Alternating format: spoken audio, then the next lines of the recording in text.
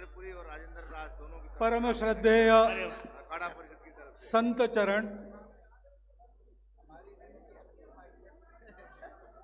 उपस्थित सभी नागरिक सज्जन, माता भगिनी, युवा शक्ति, रहेगा, हम लोग अच्छा काम करेंगे।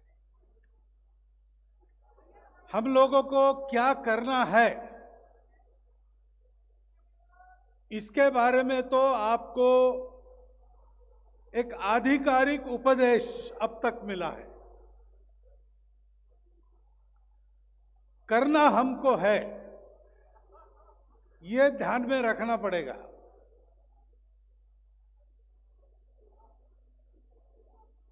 यह बात तो सारी दुनिया मानती है, अपना अनुभव है, एक तरह से शाश्वत सत्य है।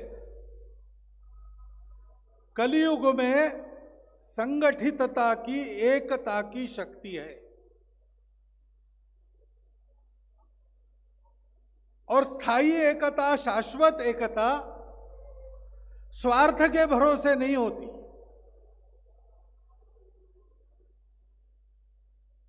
भय से नहीं होती। भय आदमियों को ज्यादा दिन बांध के रख नहीं सकता। मजबूरी में लोग एक हो जाते हैं, लेकिन मजबूरी समाप्त होने के बाद एकता भी समाप्त होती है। और एक होते समय अहंकार को छोड़ा नहीं तो एकता टूट जाती है।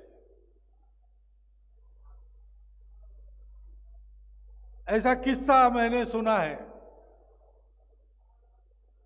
कि देवों की और राक्षसों की लड़ाई से, बार बार लड़ाई से विश्व की बहुत हानि होती थी, तो ब्रह्मा जी तंग आ गए और उन्होंने दोनों को बुलाया कि ये रोज रोज का झगड़ा बंद करो, स्वर्ग का राज किसको मिलना है यही झगड़ा है ना, तो कल एक रेस खेलेंगे हम लोग। उस रेस में जो विजयी होगा उसको और उसकी पार्टी को राज्य मिलेगा। तो क्या रेस है? तो यहां से स्वर्ग तक एक सीढ़ी बनाना और उस पर से चढ़कर स्वर्ग के अंदर प्रवेश करना। सीढ़ी जिनकी पहली बनेगी और जिसका प्रवेश पहले होगा वो और उसकी पार्टी को राज्य मिलेगा। दूसरे दिन तैयार होके सब लोग आए, देवों का दल एक तरफ, राक्षसों का दल एक तरफ। अपनी सीढ़ी खुद बनानी है। ब्रह्मा जी ने स्पर्धा को शुरू करने का संकेत देते ही सब लोग शुरू हो गए। अब देवों का स्वभाव कैसे है? वो देव स्वभाव है। कोई भी काम करेंगे तो लोगों को जोड़कर करेंगे। कोई भी काम करेंगे तो लोगों को जोड़ने के लिए करेंगे। धर्म पर चलने वाले लोग हैं तो सब जिससे जुड़ जाते हैं, सब जिससे उन्नत होते हैं, सबको जिसमें सब सदा सर्वदा सुख मिलता है, ऐसा ही काम करेंगे। वो तुरंत जितने देव थे उतने जुड़ गए, उन्होंने एक मंडल बनाया। उनके कंधे पर बाकी कुछ चढ़ गए, उन्होंने दूसरा। जैसे दही हांडी के समारोह में वो दही की हांडी तक पहुंचा जाता है गोपुरम पिरामिड बना के, ऐसा उनका होने लगा। लेकिन बहुत ऊंचा जाना था स्वर्ग तक, तो बीच बीच में किसी का कंधा उचक जाता था तो पूरा गिर जाता था। फिर से बनाओ, बन ही नहीं रहा था। और राक्षस तो राक्षस बुद्धि के ठहरे, उनको बाकी लोगों से लेना देना क्या है। अपने स्वार्थ को पूरा करने के लिए उन्होंने प्रकृति पर आक्रमण किया। बड़े बड़े शिखर तोड़ के लाने लगे पैड़ियां बनाने के लिए। बड़ी बड़ी बिल्डिंगें थी शहरों में, उसकी दीवारें तोड़ के लाने लगे। पशु पक्षी पर्वतों में रहने वाले, जंगलों में रहने वाले भागने लगे, त्राही त्राही हो गए। लोग भी उधर उधर भागने लगे। सारी दुनिया त्राही त्राही करने लगी, इनको कोई परवाह नहीं।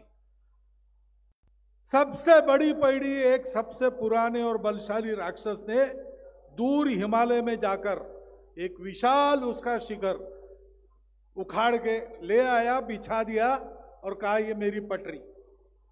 उस पर दूसरे छोटे छोटे ऐसे बनने लगे। अब ऐसा जब होता है कि परिस्थिति कुछ संभली नहीं जा रही, तो परिस्थिति को संभालने वाला संतुलन का तत्व अपने आप पर बार बार किसी न किसी रूप में आता है। कई बार नारद मुनि के रूप में आता है। तो नारद मुनि ये सारा दृश्य देख के निकले नारायण नारायण करते, और इंद्र को जाके पूछा कि क्या हो रहा है भैया आप लोगों का, आज लड़ाई झगड़ा कुछ नहीं, कोई खेल चल रहा है? तो हाँ महाराज खेल तो चल रहा है, लेकिन चल क्या रही, बिगड़ रहा है। हम सब धर्म मानने वाले लोग हैं, हम धर्म सम्मत पद्धति से काम कर रहे हैं, हो ही नहीं रहा, बार बार करना पड़ता है। बहुत लंबा समय, ये तो जीत जाएंगे, जीतने के बाद भी दुनिया का कल्याण ही करेंगे। हम अच्छे हैं लेकिन हमको नहीं मिल रहा है।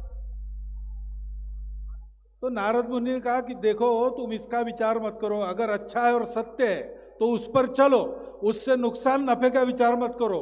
स्वार्थ का विचार करोगे काम नहीं होगा। संगच्छध्वम संवदध्वम संवो मनावसी जानताम, ऐसा आगे बढ़ना है। मजबूरी नहीं, भय नहीं, स्वार्थ नहीं, अहंकार भी नहीं। मिलके बार बार प्रयास करो, बार बार प्रयास करो, होके रहेगा। अगर सत्य है तो सत्य सेना दलों के भार से मरता नहीं, वो बार बार सर पे चढ़ के बोलता है। फिर गए राक्षसों के पास, उनको भी वही पूछा, तो बड़ी पैड़ी डाल के उस पर वो सबसे पुराना राक्षस खड़ा था, क्योंकि पैड़ी अगर हिलने लगी तो ऊपर का सब गिर जाएगा। तो जिसने पैड़ी लाई वो खड़ा होता था। पूछा उसको क्या हो रहा है?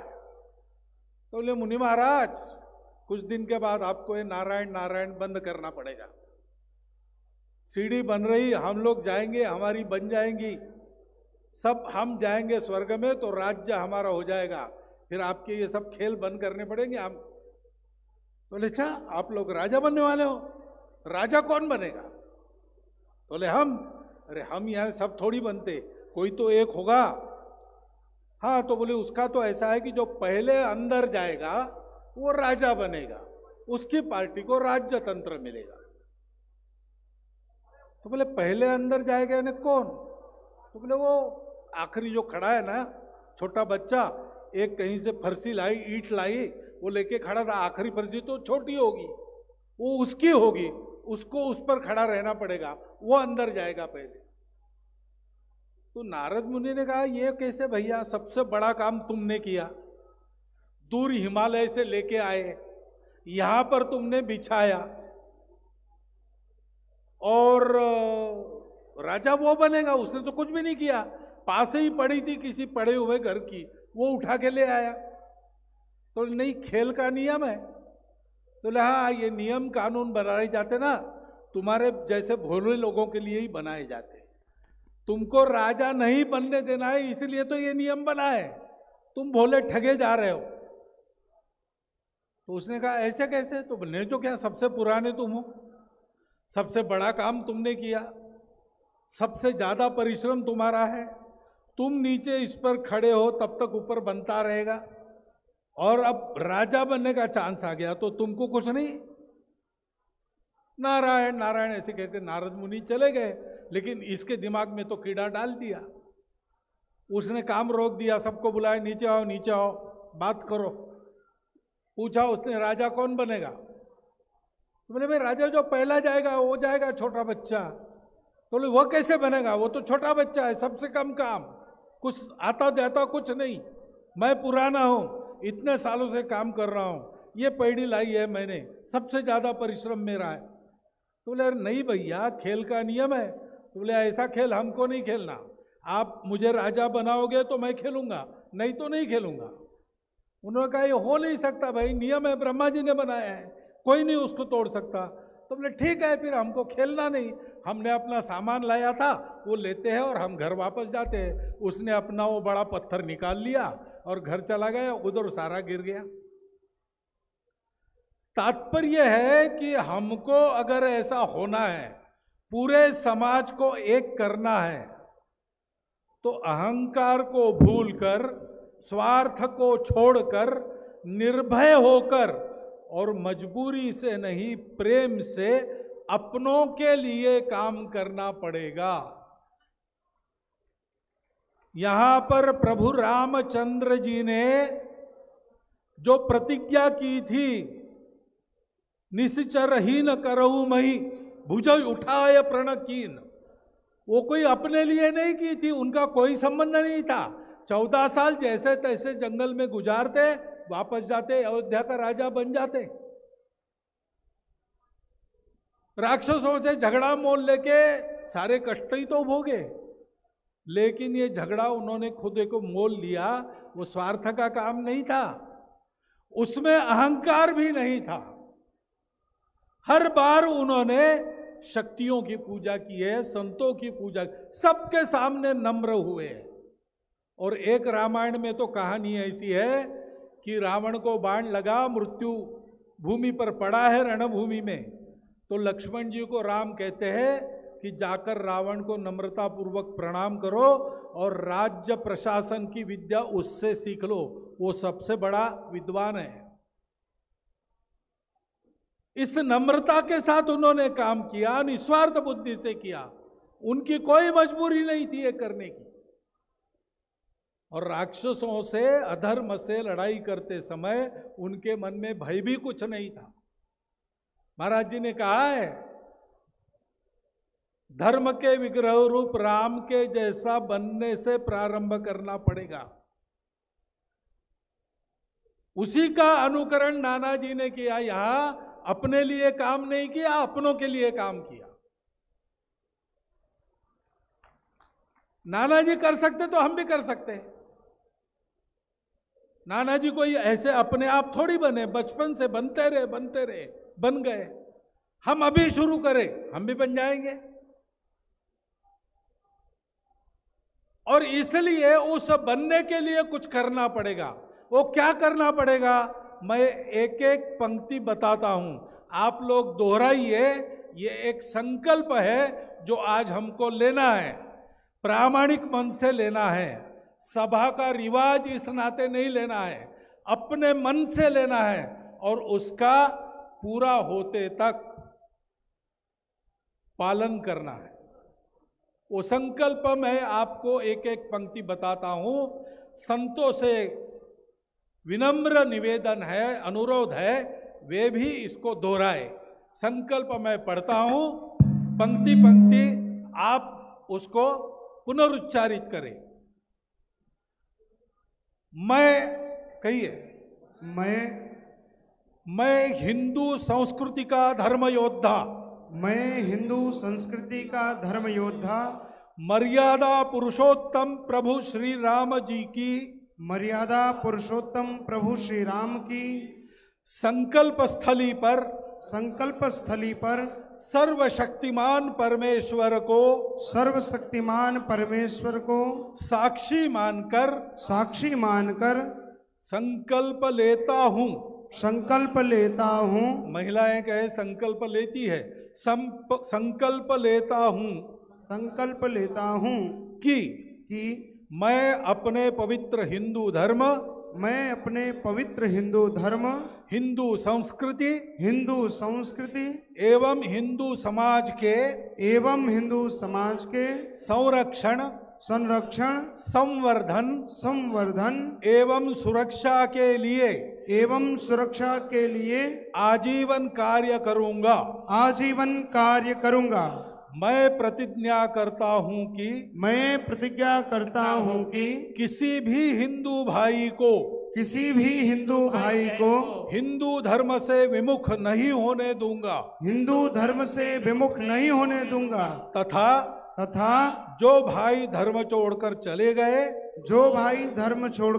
गए हैं, उनकी भी घर वापसी के लिए कार्य करूंगा एवं उन्हें परिवार का हिस्सा बनाऊंगा। मैं प्रतिज्ञा करता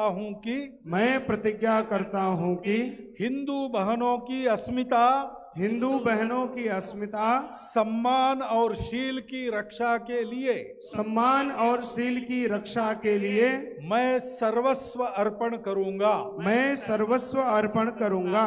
मैं जाति, जाति, वर्ग, भाषा, पंथ के भेदभावों से ऊपर उठकर अपने हिंदू समाज को समरस, सशक्त और अभेद्य बनाने के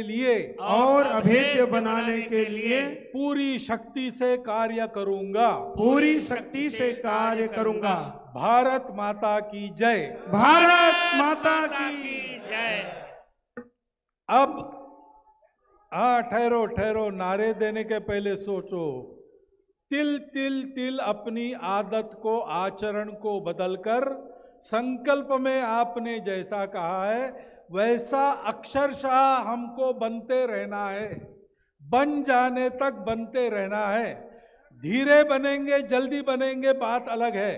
बनने का प्रयास सतत जारी रहेगा। तो आपके करने में स्वयं भारत की चित शक्ति, भारत माता प्रत्यक्ष अपना पूर्ण सामर्थ्य भर देंगी और यश आपके पास खींचकर आपके झोली में डाल देंगी। ये विश्वास के साथ कहता हुआ और यही शुभकामना आपको देता हुआ मैं अपने 4 शब्द समाप्त करता हूं। श्री राम जय जय।